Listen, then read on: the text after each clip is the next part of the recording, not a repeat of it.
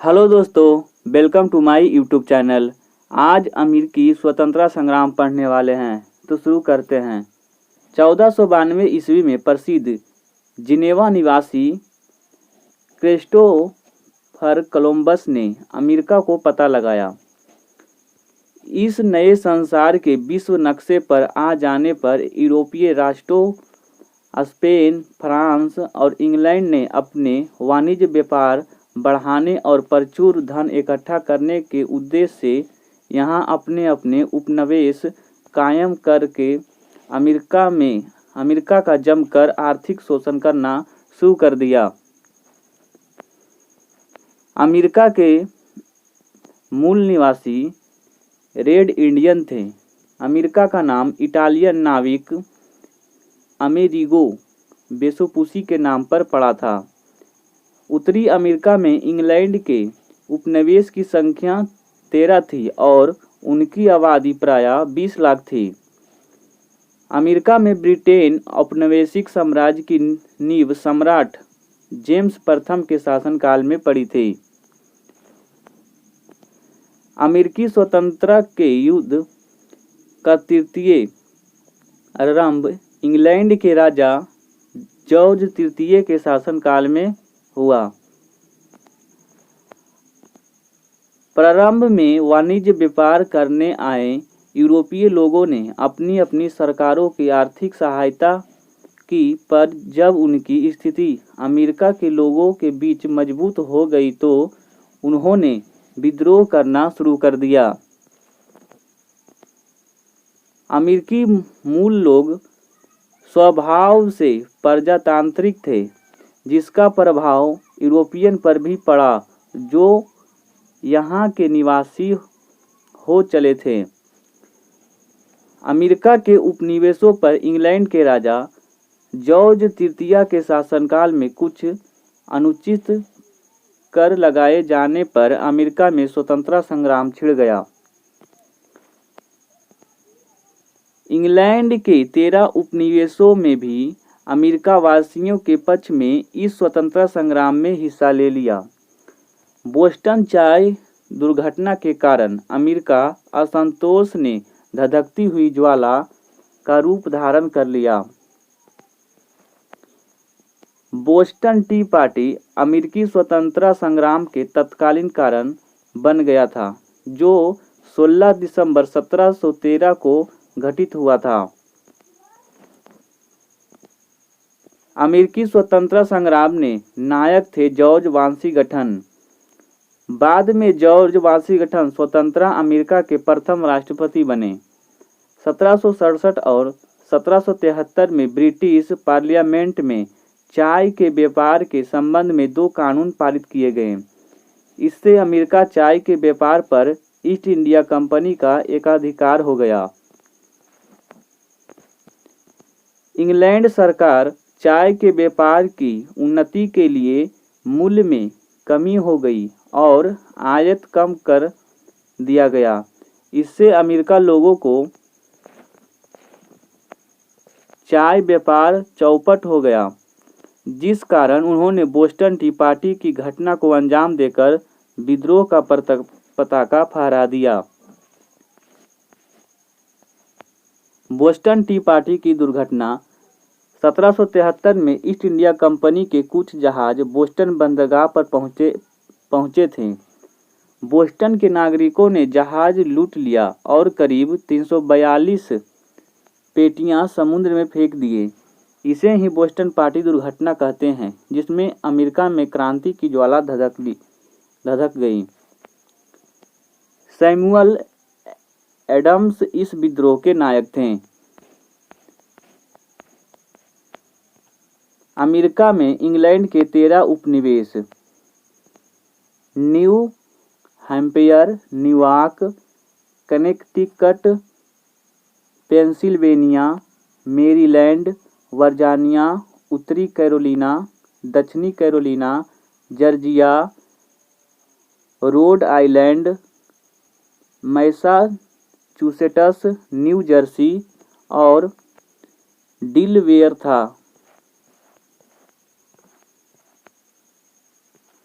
England की जनता एलिंगन मतालंबी थे, जबकि उपनिवेशवासी प्यूरिटन मतलबवादी थे।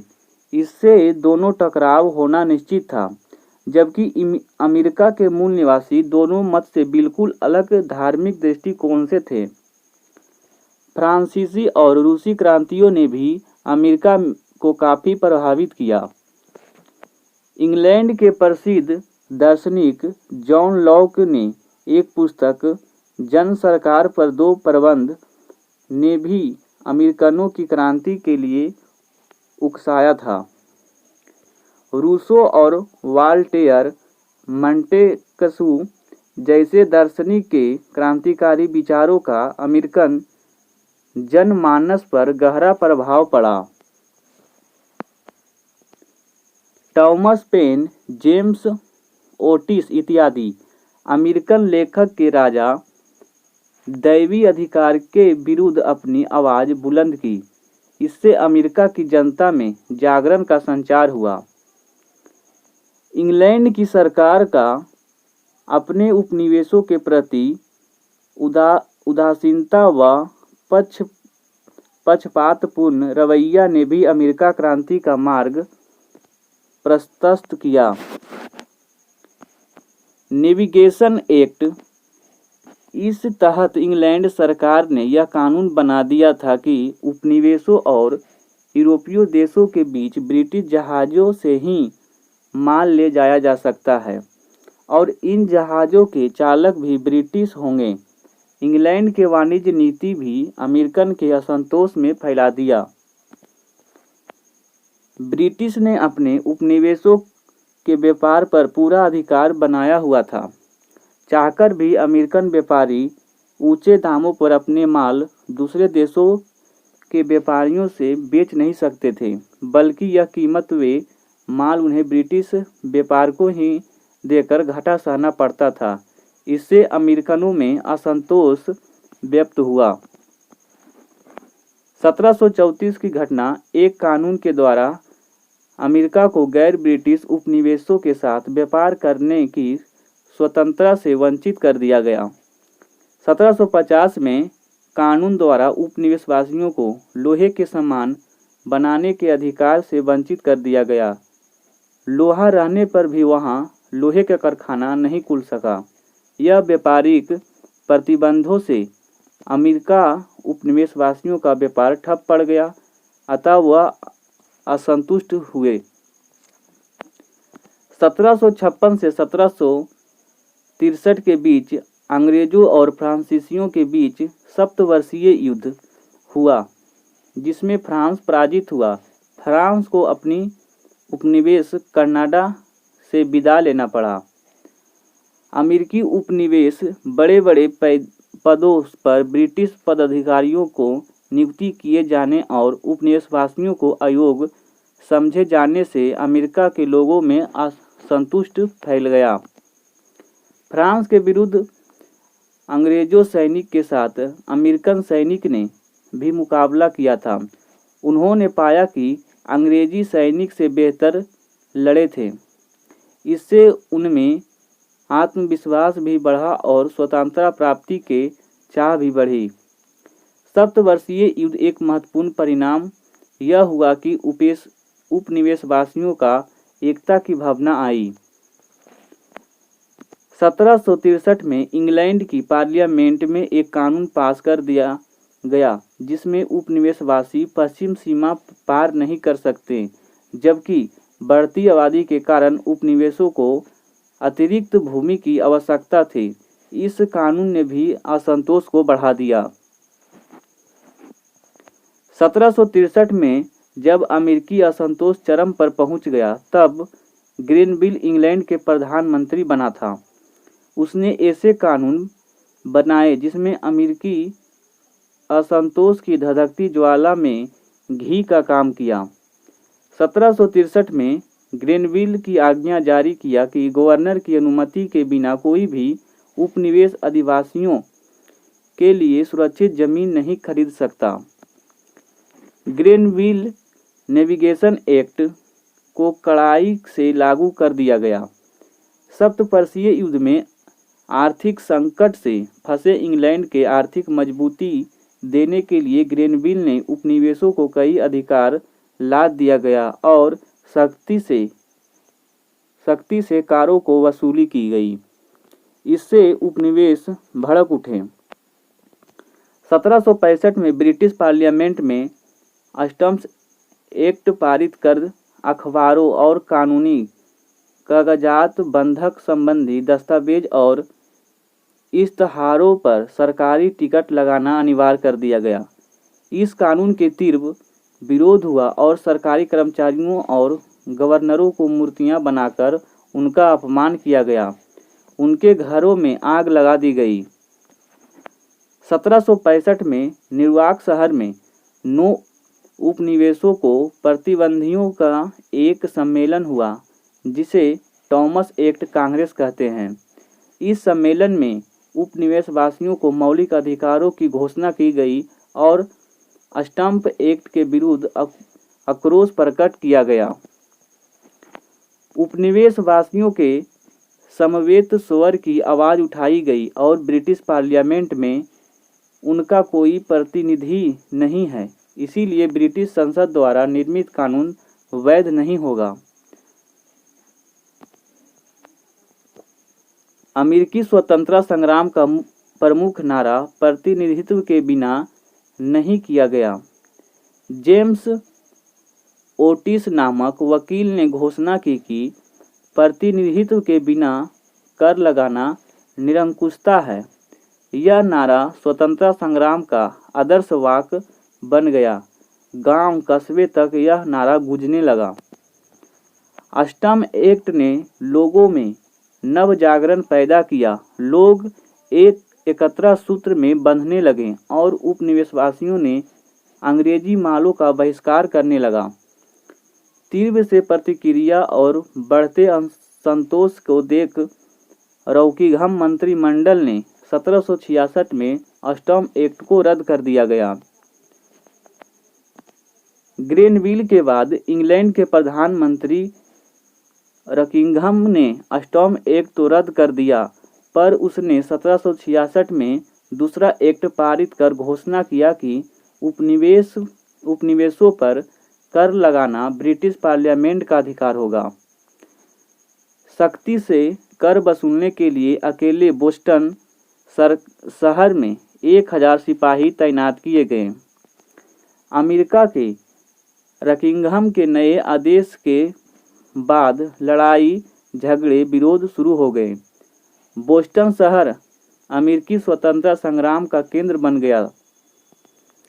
रॉकिंघम के बाद ब्रिटेन के प्रधानमंत्री टाउनशेंड ने 1767 ईस्वी में अमेरिकी आयात संबंधी पर पारित किया। सीसा, चाय, कागज और रंग के आयात पर चुंगी लगा दी गई। इसके विरोध में अंग्रेजों को माल बहिष्कार किया गया।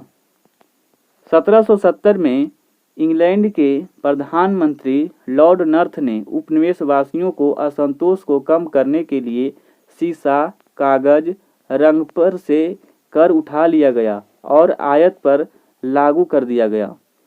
इससे लोगों को असंतोष में कमी नहीं हुआ। 1773 में इंग्लैंड द्वारा चाय के व्यापार को क्षेत्र को ईस्ट इंडिया कंपनी को एकाधिकार देने से अमेरिकी में असंतोष की ज्वाला उबल पड़ा और विरोधियों ने बोस्टन टी पार्टी विद्रोह को अंजाम दिया। बोस्टन टी पार्टी की घटना नाराज जॉर्ज तृतीय की सरकार 1774 ईस्वी में उपनिवेशवासियों को विरुद्ध 5 दमनकारी कानून पारित किए गए। पहला, बोस्टन का बंदरगाह बंद कर दिया गया। दूसरा, शहर में सभा करने की स्वतंत्रता पर रोक लगा दी गई। तीसरा, मैसेच्यूसेट्स का स्वायत्त और शासन छीन लिया गया। विद्रोहियों को दबाने के लिए उपनिवेश में सेना रखी गई। पांचवा, उपनिवेश में राजनीतिक मामले की सुनवाई अब इंग्लैंड में होने लगे। 1774 ईस्वी में क्यूबेक एक्ट पारित कर उपनिवेश का एक बड़ा भाग क्यूबेक प्रांत को मिला लिया गया। रोमन कैथोलिक लोगों की सुविधा दी गई। इसमें उपनिवेश को प्यूरिटन मतलब लंबी नाराज हो गया। 1774 ईस्वी में लगभग समस्त अमेरिका को स्वतंत्रता संग्राम छिड़ गया था। हर वर्ग के नागरिक के नारा बुलंद किया गया, प्रतिनिधित्व के बिना टैक्स लगाने का कोई अधिकार नहीं है। अमेरिकी स्वतंत्रता संग्राम में स्वाधीनता के पुत्र और स्वाधीनता का ही पुत्रियां नामक संस्थाएं गठित हुई। सैमुअल एडम्स ने स्वाधीनता के सेनानियों का नेतृत्व कर घोषणा की कि इंग्लैंड अपने उपनिवेशों को दस्ता और दरिद्रता और दुख की अवस्था में परिणत करने के लिए कटिबद्ध है। 5 सितंबर 1774 को फिलाडेल्फिया में पहली कांग्रेस बैठक हुई। अंग्रेजी माल पूर्णतः बहिष्कार करने का निर्णय लिया गया। काकड नामक स्थान पर किसान, मजदूर और शिल्पियों ने काफ़ी फौजी सामान छुपाए रखा था। ऐसा पता चलने पर अंग्रेज सरकार ने भी उसे जब्त करने के लिए सेना भेजी। अंग्रेजी सेना और अमेरिकी उपनिवेशवासियों का मुठभेड़ हुआ। 18 अप्रैल 1775 ईस्वी में अंग्रेजी सेना और उपनिवेशवासियों के बीच भीषण गोलीबारी होने के साथ स्वतंत्रता संघर्ष संकट रूप से छिड़ गया। मई 1775 में फिलाडेल्फिया में दूसरी कांग्रेस बैठक हुई।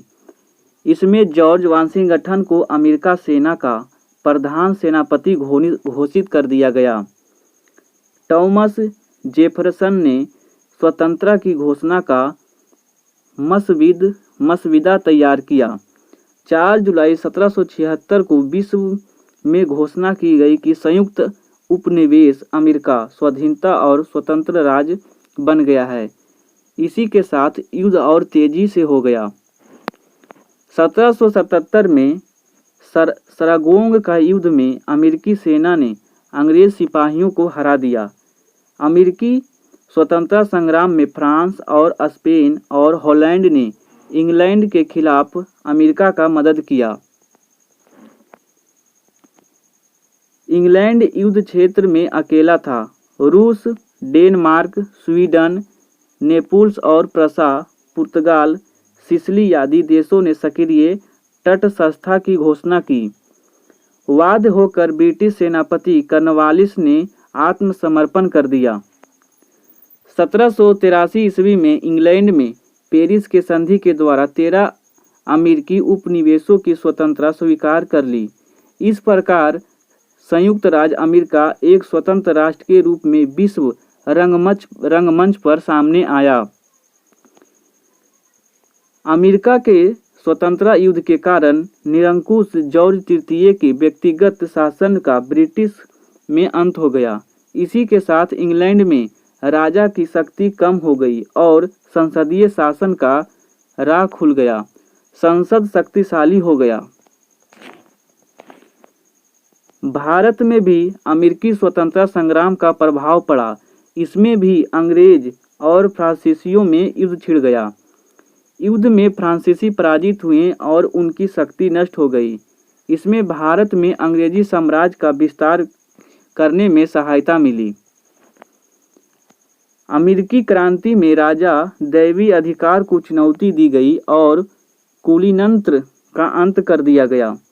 विश्व में सर्वप्रथम अमेरिका ने 1789 ईस्वी में लिखित संविधान के अनुसार शासन का संचालन चलाना शुरू किया। संसार में सर्वप्रथम अमेरिका ही वह देश है जिसने स्वतंत्रता को समाप्त कर प्रजातंत्र की स्थापना किया।